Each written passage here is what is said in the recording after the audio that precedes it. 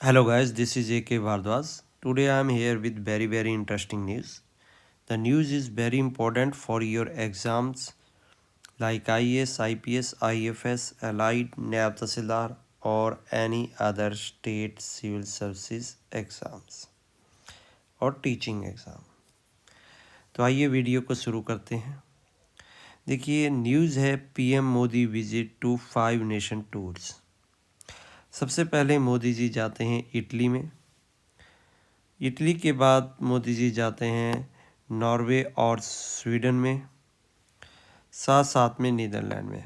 हम in country के बारे में कुछ इम्पॉर्टेंट फैक्ट्स जानेंगे जो कि आपको एग्ज़ाम पॉइंट ऑफ व्यू से इम्पॉर्टेंट है। सबसे पहले हम जानते हैं इटली के बारे में। देखिए मोदी जी इटली गए हैं और इटली की जो प्राइम मिनिस्टर हैं मेलोनी, वो आप सभी जानते हैं। तो इटली में आपको कुछ और फैक्ट्स पता होने चाहिए, जैसे इटली की कैपिटल कौन है? रोम है। रोम किस लिए जाना जाता है? देखिए रोम जाना जाता है आपका रोम एम्पायर के लिए, और साथ साथ में यहाँ पर फूड एंड एग्रीकल्चर ऑर्गेनाइजेशन का हेडक्वार्टर भी है। FAO, food and agriculture organization का हेडक्वार्टर भी है। और इसी ऑर्गेनाइजेशन ने अभी एग्रीकोला अवार्ड मोदी जी को दिया है जब मोदी जी आपके इटली गए हैं।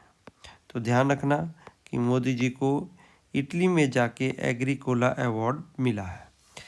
इसके साथ साथ आपको ध्यान रखना है कि इटली की करेंसी क्या है। इटली की करेंसी यूरो है, क्योंकि इटली यूरोपियन यूनियन का पार्ट है।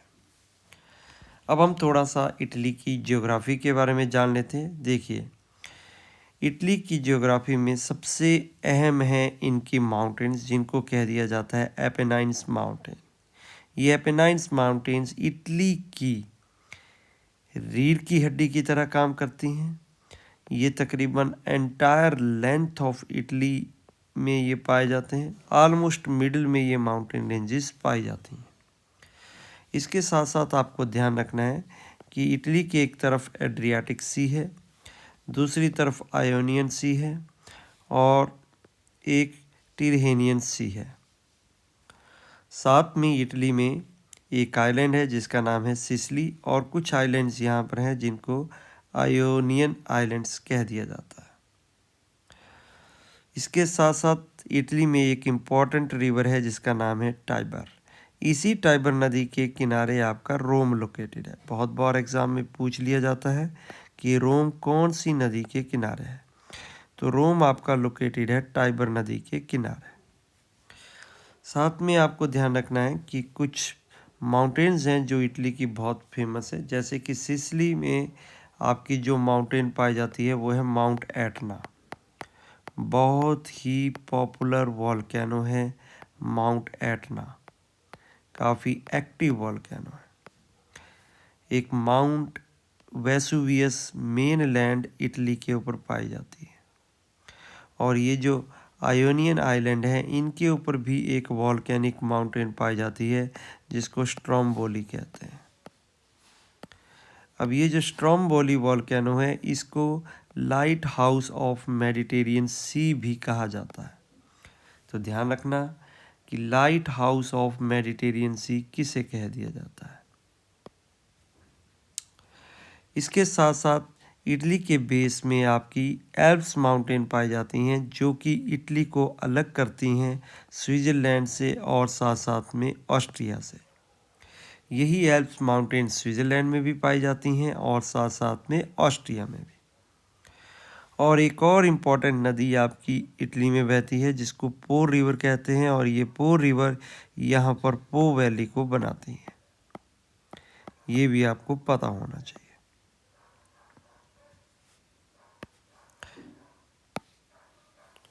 ये देखिए यहाँ पर थोड़ा सा और डिटेल में बताया गया है। ये है इटली और ये है स्ट्रोम्बोली वॉल्केनिक माउंटेन्स जो इयोलियन आइलैंड्स में लोकेटेड है और जिसको lighthouse of the Mediterranean Sea कह दिया जाता है। देखिए इटली के बाद मोदी जी आपके नॉर्वे और स्वीडन में गए हैं। देखिए नॉर्वे और स्वीडन दोनों ही यूरोप के नॉर्थ में लोकेटेड हैं। नॉर्वे और स्वीडन के साथ साथ फिनलैंड भी नॉर्थ में लोकेटेड है। नॉर्थ में लोकेटेड होने की वजह से इनको नॉर्डिक कंट्री कह दिया जाता है। देखिए नॉर्डिक वर्ड का मतलब ही नॉर्थ होता है, इसलिए इनको नॉर्डिक कंट्री कह दिया जाता है, क्योंकि ये कंट्रीज लोकेटेड नॉर्थ में है। और इन कंट्रीज के साथ जो लगता हुआ सी है उसको इसी वजह से नॉर्थ सी कह दिया जाता है, क्योंकि ये यूरोप के नॉर्थ में लोकेटेड है। नॉर्डिक कंट्रीज अगर आपसे कोई पूछ ले तो उसमें नॉर्वे आता है, स्वीडन आता है, फिनलैंड आता है और साथ साथ में डेनमार्क आता है। इसके साथ साथ आपको ये पता होना चाहिए कि नॉर्वे की जो कैपिटल है वो ओस्लो है और स्वीडन की कैपिटल स्टॉकहोम है। अगर सबसे इम्पॉर्टेंट फैक्ट्स इन कंट्रीज़ के बारे में जानना है तो ये है कि इन कंट्रीज़ की वाइकिंग हेरिटेज है। अब ये वाइकिंग हेरिटेज क्या होता है, देखिए वाइकिंग्स एक वॉरियर क्लास है। जिस तरह से हिंदू कम्युनिटी में राजपूत एक वॉरियर क्लास है, सिखों में नरिहंग सिख्स आपके वॉरियर क्लास है जिनका काम है रिलीजियस कम्युनिटी को प्रोटेक्ट करना किसी भी थ्रेट से, उसी तरह से वाइकिंग भी एक वॉरियर क्लास है। और ये वॉरियर पीपल्स नॉर्वे और स्वीडन में रहते हैं। इसके साथ साथ आपको नॉर्वे का पता होना चाहिए कि नॉर्वे यूरोपियन यूनियन का मेंबर नहीं है। नॉर्वे यूरोपियन यूनियन का मेंबर नहीं है, इसलिए इसकी करेंसी भी यूरो नहीं है। नॉर्वे की जो करेंसी है वो नॉर्वेजियन क्रोने है और साथ साथ में ये EFTA का मेंबर है, जिसका मतलब है यूरोपियन फ्री ट्रेड एसोसिएशन, इसका मेंबर है। इसके साथ साथ जो स्वीडन है इसकी भी अपनी एक अलग करेंसी है, इसकी करेंसी है कोरोना, स्वीडिश कोरोना। अब ये दोनों ही कंट्री चाहे नॉर्वे हो स्वीडन हो, ये जानी जाती हैं आपकी नेचुरल गैस और ऑयल के लिए। तो अगर इकोनॉमिक पर्सपेक्टिव से देखा जाए तो ये नेचुरल गैस और ऑयल के लिए जानी जाती हैं। और यहाँ पर हाई स्टैंडर्ड ऑफ लिविंग है, इसलिए भी ये कंट्रीज़ पॉपुलर हैं। हाई डेवलपमेंट इंडेक्स यहाँ पर है। और इसके साथ साथ नॉर्वे और स्वीडन जानी जाती हैं नदरन लाइट्स के लिए। यहाँ पर आपको नदरन लाइट्स आराम से दिख जाएंगी।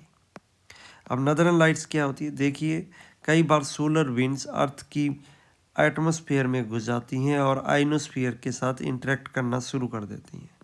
ये सोलर विंड्स जब अर्थ की आइनोस्फीयर से इंटरेक्ट करती हैं तो आकाश में बहुत सुंदर लाइट्स पैदा होती हैं, उन्हीं को ही नदरन लाइट्स कहते हैं। ये नदरन लाइट्स आपकी नॉर्वे में भी देखी जाती हैं और स्वीडन में भी देखी जाती हैं।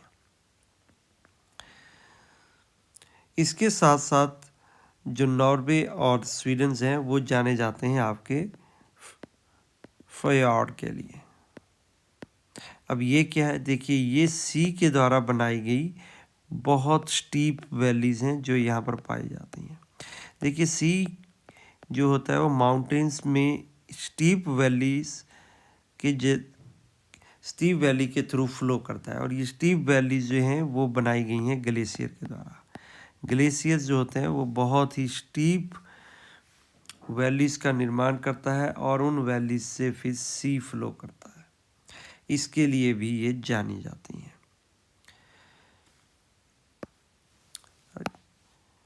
अब हम जानते हैं कि PM मोदी जी और किस कंट्री में गए हैं। देखिए इसके साथ साथ PM मोदी जी नीदरलैंड नामक कंट्री में गए हैं। थोड़ा सा हम नीदरलैंड के बारे में जान लेते हैं। देखिए नीदरलैंड एक ऐसी कंट्री है जो जर्मनी और बेल्जियम के बीच में लोकेटेड है। नीदरलैंड की जो कैपिटल है वो एम्स्टर्डम है। एम्स्टर्डम है।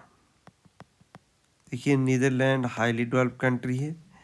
अगर यूनिक बात की जाए तो देखिए इसमें इस कंट्री में आपकी साइकिल्स ज़्यादा पाई जाती हैं कार के कंपेयर में। करेंसी की बात की जाए, ये यूरोपियन यूनियन का मेंबर है, इसलिए यूरो इसकी करेंसी है। देखिए, नीदरलैंड एक कंट्री है जिसके और भी बहुत सारे नाम हैं, जैसे कि इसका नाम हॉलैंड भी है और इसको डच भी कह दिया जाता है। इसके साथ साथ आपको ये समझना है कि नीदरलैंड का मतलब क्या होता है। देखो, नीदर का मतलब होता है लो लैंड, ऐसा लैंड जो कि लो लैंड है। लो लैंड इसलिए कह दिया जाता है क्योंकि ये सी लेवल से काफ़ी नीचे पाया जाता है। सी लेवल से नीचे पाए जाने की वजह से सी की काफ़ी एनक्रोचमेंट है इस लैंड में, बहुत ज़्यादा सी इस लैंड में घुस जाता है, घुसने की संभावना है। पर नीदरलैंड के लोगों ने सी से बहुत सारा लैंड को रिकवर किया है। कैसे रिकवर किया है? बहुत सारे इन्होंने डैम्स बनाए हैं, बहुत सारी कैनाल्स बनाई हैं और वर्ल्ड का बेस्ट फ्लड कंट्रोल सिस्टम बनाया है। ये सब बना के इन्होंने बहुत सारा लैंड रिकवर किया है फिनलैंड से। ठीक है, तो ये कुछ बेसिक चीज़ें हैं जो आपको नीदरलैंड के बारे में पता होनी। साथ साथ में आपको ये भी पता होना चाहिए कि वर्ल्ड वार 1 में तो नीदरलैंड न्यूट्रल रहा, लेकिन वर्ल्ड वार 2 में इसको कैप्चर कर लिया था जर्मनी ने। अब आते हैं कि मोदी जी ने इन कंट्रीज़ के साथ क्या क्या डील्स की। देखिए, सबसे पहले हम बात करते हैं इटली की। इटली के साथ मोदी जी ने कुछ समझौते किए हैं, जैसे कि इनोविट इनोवेशन हब की नींव रखी गई। ठीक है, इसके साथ साथ इटली के साथ मोदी जी ने एक और समझौता किया है कि एक डिक्लेरेशंस की है। ठीक है, डिक्लेरेशन ये है कि 2027 को सेलिब्रेट किया जाएगा year of culture and tourism. Tourism और कल्चर के रूप में इसको सेलिब्रेट किया जाएगा, ये भी आपका अनाउंस किया गया। और कुछ ट्रेड टारगेट भी सेटअप किए गए हैं। जहाँ तक नॉर्वे और स्वीडन की बात है, देखिए नॉर्वे और स्वीडन में जो रिलेशन है उनको अपग्रेड किया गया है। जहाँ तक स्वीडन का सॉइल है, यहाँ पर पार्टनरशिप को स्ट्रेटेजिक पार्टनरशिप के लेवल पर रेज कर दिया गया है। और नॉर्वे में green technology innovation strategic partnership के लेवल को रिलेशंस को अपग्रेड कर दिया गया है।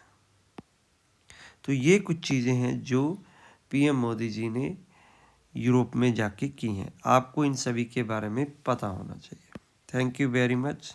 That's all for today.